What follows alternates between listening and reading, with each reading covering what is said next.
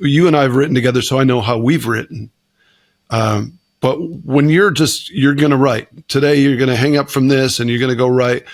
What's your process? How do you do it?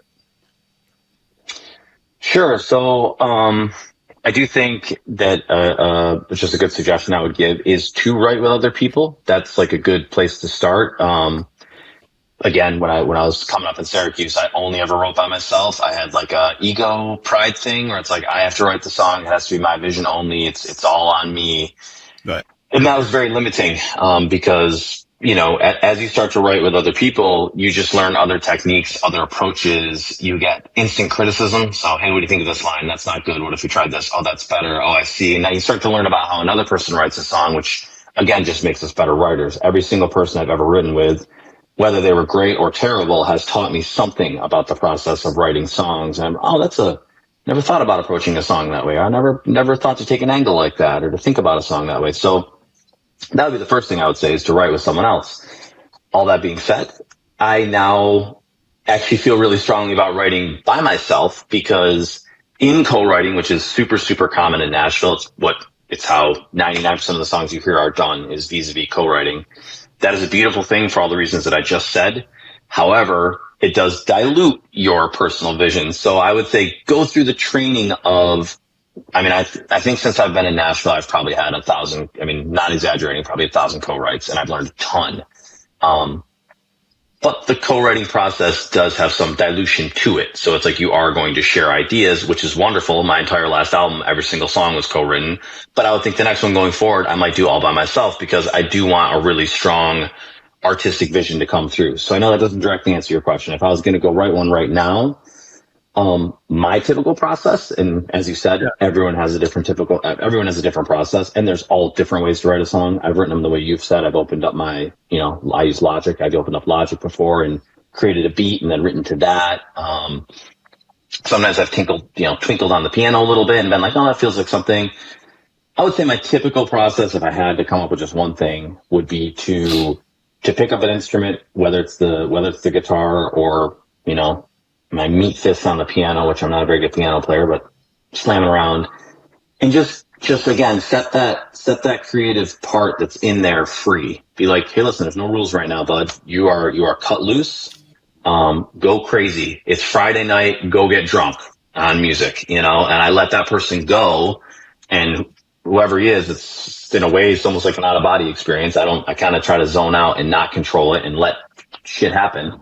Right. Maybe listen back to what I have and then go, then the more editor side shows up, and he's like, what does this feel like? What is the vibe I'm getting here? And so try to capture that emotion, whatever it is, sadness, happiness, whatever. And so once I have sort of that sense of what the music is making me feel, then I always keep a notebook, or these days a cell phone file of ideas I've had. But what if there was a song about this? What if there was a hook that went like this? What if I took this kind of perspective?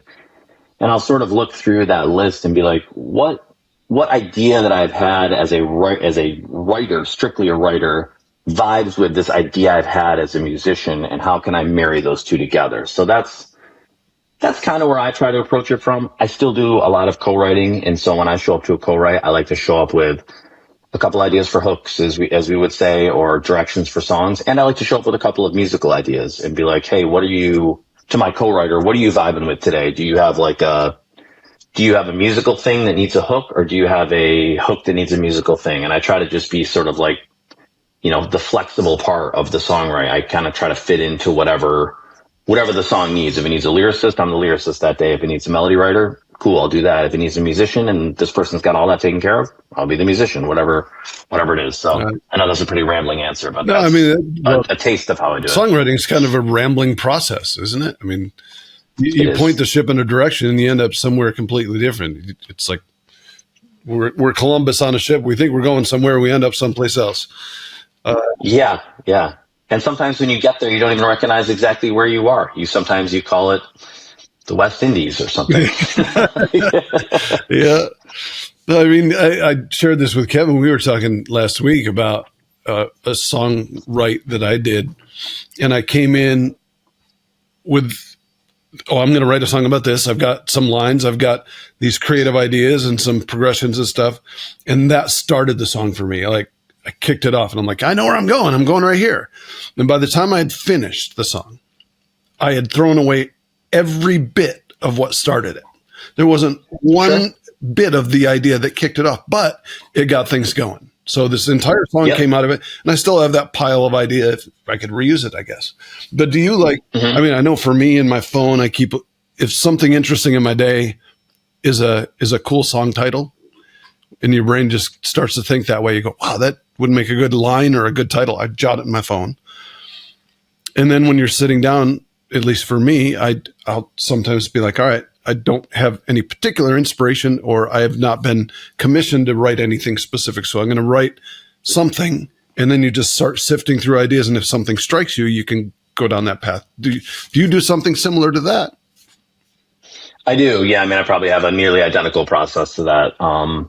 I don't find myself as regularly lately writing things into my phone, but over time, sure, a couple times a week, I'll be like, hey, that's interesting, or that's fascinating, or what if there was a song about that? I think we all go through phases, right? Like there was a time in my life where that was a very big part. When I would have four to five co-writes a week, and you have to show up with ideas every single time, then you have to always be in that mindset of like, I have to have ideas. So if I see something, I have to write it down. I have to keep track of this. And so you can build a really good habit doing that. My world lately has just been a little bit different, where I find myself, though I love songwriting, lately less of my day has been songwriting. A lot of times, unfortunately, it's like administrative stuff. It's calling clubs. It's setting up, logistics for tours. It's now performing those songs that I've taken the time to write. And so that changes the process too. So now sometimes I sit down with more of a blank slate because I haven't done the homework of, I didn't write any ideas down this week, but I want to write. I try to make a habit to write every single day if I can. I try to, as much as I need to eat food, I need to write. If I'm going to be a songwriter, I have to do it every single day. So I try to make a, hour, 2 hour block every day to do it. And often I show up to those sessions and I'm mad at my co-writer, who is myself, for not showing up with any ideas. Right. It's like, what have you been doing all week, man? Like, where's your ideas? So then you kind of start fresh, but that can be kind of refreshing too, because then you don't have any, it's just in that moment with this guitar. What's happening? Let's talk. What am I feeling? Right. And the more you exercise those muscles, the less likely you are to lose momentum, where you just go, like we talked about writer's block, having to push through harder because you haven't been doing it as much. If you're writing all the time, you tend to just flow right through what could have blocked you up and stuff. Yeah.